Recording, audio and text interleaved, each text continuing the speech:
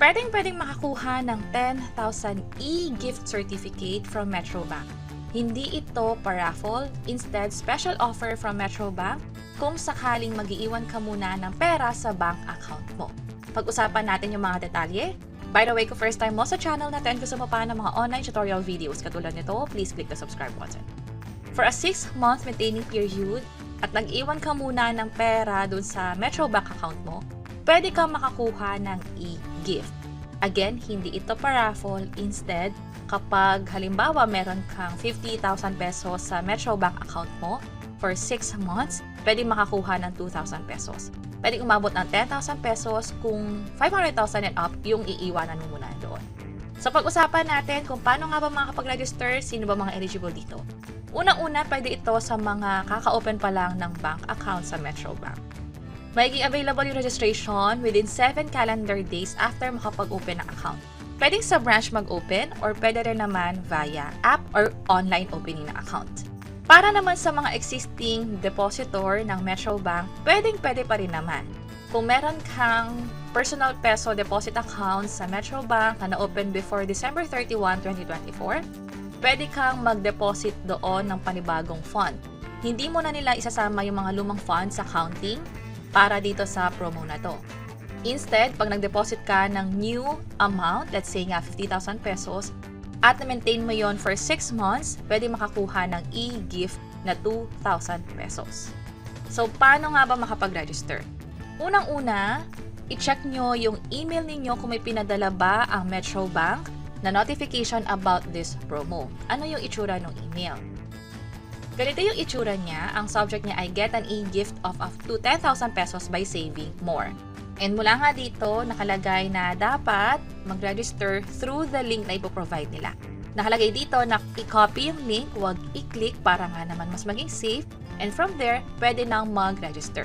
Tandaan na huwag muna kayo mag-deposit ng fresh funds. Mag-register muna dito sa promo. After nun, doon pa lang pwedeng mag-deposit para ma-count siya as new fund na pwede ma-consider for this e-gift. So, ito yung email na nakuha ko. So, pwede na mag-register from here. Paano naman yung hindi nakakuha? Katulad nga ng sabi dito, select lines lang yung pwedeng maka-receive ng promo. Pero kung new account depositor ka nga, tulad ng sabi natin kanina, within 7 calendar days, pwedeng mag-register dito sa promo. For existing depositor at hindi naka-receive ng official promo notification, pwedeng tumawag sa Metrobank. Ito yung details or contact number nila, or pwede rin namang mag-email. Pwede magpadala sa online channel support@metrobank.com.ph. Ito yung email subject and yung body na din. At kung sakaling nga nakapag-register na, mapa-clients na naka-receive ng notification or new depositor or existing depositor, maka-receive ng confirmation via text or email mula sa Metrobank within 14 calendar days. Ipakita ko sa inyo yung quick registration para dito sa e-gift na pwede makakuha ng 10,000 pesos nga. Ilagay dito ang cellphone number nyo. Ito yung dapat na nasa record niyo sa Metrobank account. Ibig sabihin na nag-open kayo ng bank account sa kanila, nag-fill up kayo ng form, ito yung phone number na nilagay nyo doon. Check natin itong terms of service and then click register. Ihintayin ang code na may receive via phone. Nakuha ko siya from gift away. Enter natin yung code. Click proceed. Registration submitted. Your mobile number is currently validated. Maka-receive tayo ng text within 14 banking days to confirm this. So, ang gagawin ko, hintayin ko muna yung confirmation nila bago ako mag-deposit ng fresh funds. At isa lang yan sa mga promo na meron dito sa Metrobank. Limited time lamang ito, pero pag chinag nyo yung mismong website ng Metrobank, that's metrobank.com.ph/promos, andito pa yung mga ina-offer nila. So, pwede nyong i-check by the time na pinapanood nyo itong video na to, baka iba na yung promo, or possibly i-extend nila.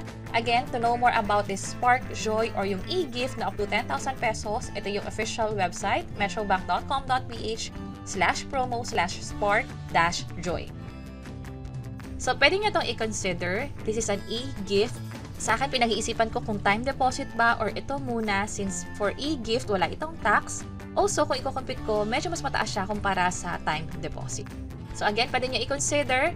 Pero kung sakaling tapos na pala yung promo na to, which is beyond 5/28, pwede nyo i-consider yung time deposit ng Metrobank. Meron din kaming ginawang hiwalay na tutorial video tungkol dyan, kung paano yun gawin, at nasa anong range na rin yung rates na in-offer nila for time deposit investment.